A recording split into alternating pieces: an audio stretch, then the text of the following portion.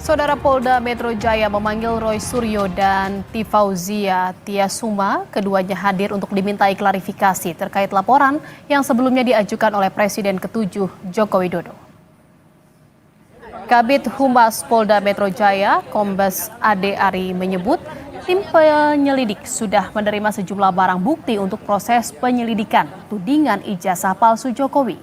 Di antaranya beberapa dokumen fotokopi ijazah, printout legalisir, dan fotokopi cover dari skripsi dan lembar pengesahan. Tim penyelidik masih terus melakukan penyelidikan untuk mengungkap kasus tudingan ijazah palsu Jokowi, apakah terdapat unsur pidana atau tidak. Jadi objek perkara penanganan kasus ini adalah pernyataan yang mengandung fitnah dan pencemaran nama baik melalui media sosial atas tuduhan ijazah palsu S1 milik pelapor, kemudian skripsi, berikut lembar pengesahan. Sementara itu, saudara, usai diperiksa, Roy Suryo mempertanyakan sejumlah hal, diantaranya soal pasal Undang-Undang ITE yang digunakan. Menurutnya, pasal yang dipakai penyidik tidak seharusnya digunakan tanpa adanya bukti berupa dokumen elektronik dan tidak digunakan untuk mempidana seseorang. Ya, di samping pasal 311, 310, 27 ayat A, ada juga pasal yang mau dimasukkan ke dalamnya, ya, pasal yang diselundupkan. Saya nggak tahu menyelundupkan siapa, ya gitu. Itu pasal 32 dan 35 Undang-Undang ITE. Kebetulan dulu saya ikut merancang Undang-Undang ITE bersama teman-teman yang lain. Pasal itu tujuannya, sekali lagi saya ulangi, adalah untuk transaksi elektronik supaya Indonesia itu diselamatkan dari perdagangan internasional dan kita bisa ikut. Bukan pasal untuk mempidanakan orang.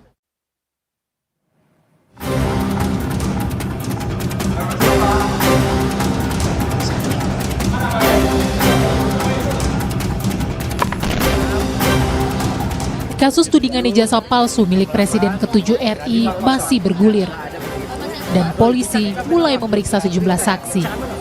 Sebelumnya, Jokowi melalui kuasa hukum dan anggota keluarga yang ditunjuk telah menyerahkan ijazah miliknya ke Bareskrim Polri. Ijazah dan dokumen pendukung lainnya dibawa langsung adik ipar Jokowi, Wahyudi Andrianto, dari Solo. Jokowi menyatakan ijazah itu diserahkan guna keperluan penyelidikan dan pemeriksaan laboratorium forensik. Ia juga menyebut akan memenuhi proses hukum termasuk terkait 2 laporan lain yang saat ini sedang berjalan, yakni di Polda Metro Jaya dan Sleman. Supaya tahu ya, di Bareskrim itu ada aduan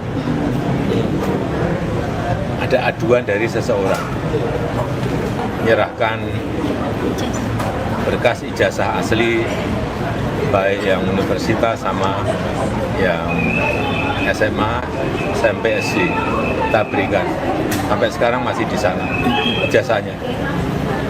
Yang kedua ada yang kita melaporkan, itu di Polda Metro, itu beda lagi. Ada lagi yang di sini di Solo itu perdata, beda lagi.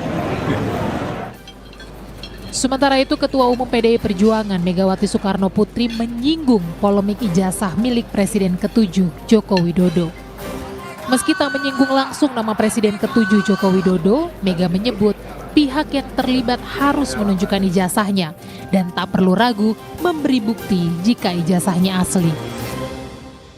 Orang tanya tuh sekarang udah gaji urusan ijazah dan narkoba. Kalau susah aja, kalau ada ijazah juga dulu masih ada ini ijazah saya.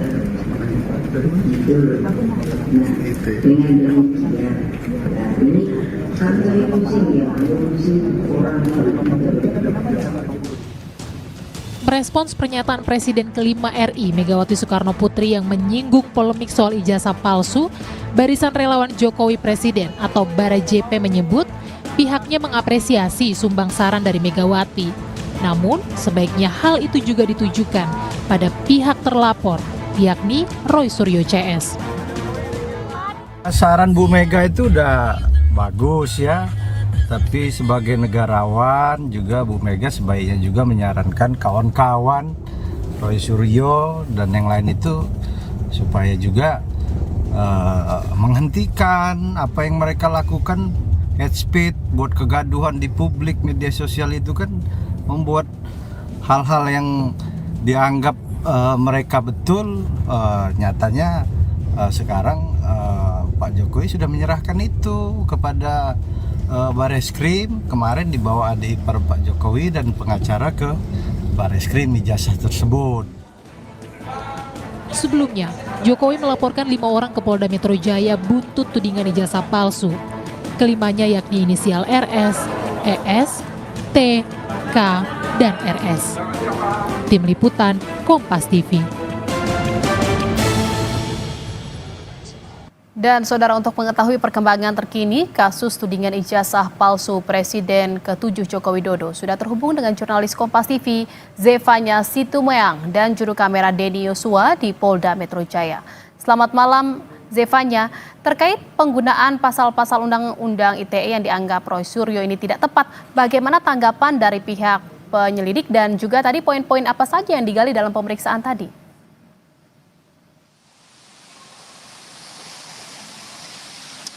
Ya Jihan, memang selain Undang-Undang ITE ada juga UU lain begitu ya yang dikaitkan dengan kasus ini, di mana kalau dari Yaakob Hasibuan ini mengaitkan dengan pasal 310 dan 311 KUHP tentang pencemaran nama baik, kemudian dengan UU ITE antara lain di pasal 27A, pasal 30 dan pasal 35.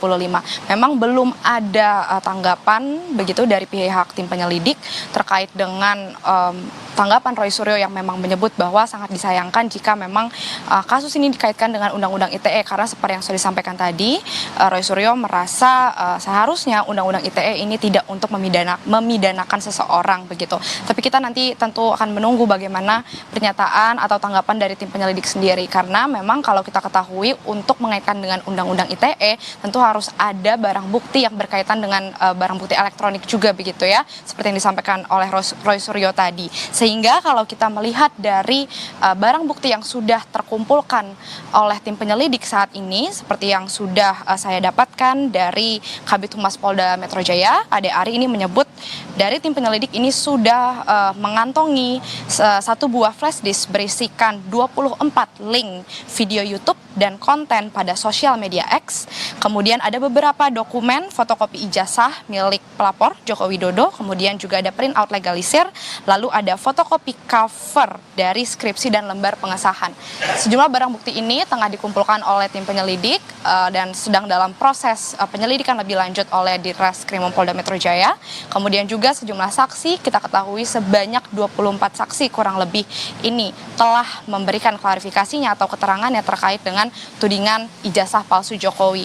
Baru saja siang tadi ini Roy Suryo dan juga Dr. Tifa atau Tifauzia Tiasuma ini menjalani proses pemeriksaan oleh tim penyelidik, di mana tadi keduanya kurang lebih sama pertanyaannya oleh tim penyelidik, yakni seputar data-data pribadi kedua saksi ini. Kemudian juga ditanyakan oleh tim penyelidik seputar peristiwa tanggal 26 Maret 2025, di mana di tanggal tersebut Joko Widodo sebagai pelapor di tanggal 30 April 2025 melaporkan kejadian di tanggal 26 tersebut. Kalau dari Kabid Humas Polda Metro Jaya, Kombes Pol Ade Ari ini menyebut di tanggal 26 itu Joko Widodo sebagai pelapor ini menemukan sejumlah video yang berisi pernyataan terkait dengan tudingan ijazah palsu miliknya begitu ya, sehingga Jokowi ini kemudian memanggil ajudannya untuk mengumpulkan sejumlah barang bukti untuk bisa dilaporkan ke Polda Metro Jaya untuk diselidiki lebih lanjut. Sehingga dari barang bukti tersebut yang sudah dikumpulkan ini kemudian dipanggil sejumlah saksi-saksi. Kita ketahui diantaranya ini ada saksi berinisial RHS, kemudian RSN, berinisial TT, kemudian ES dan juga KTR. Nah, kelima saksi ini tadi ditekankan oleh Kombes Pol Ade Ari bahwa ini belum dinyatakan sebagai terlapor, tapi sebagai saksi. Sehingga memang fokusnya dari tim penyelidik saat ini adalah bukan untuk membuktikan keaslian dari ijazahnya, tapi untuk mengungkap terlebih dahulu dari peristiwa 26 Maret yang dilaporkan oleh Joko Widodo, apakah ini memang benar ada unsur pidana atau tidak. Sehingga dari keterangan para saksi ini dikumpulkan dengan juga barang bukti yang sudah dikumpulkan ini akan diselidiki lebih lanjut oleh tim penyelidik apakah ada unsur pidana atau tidak.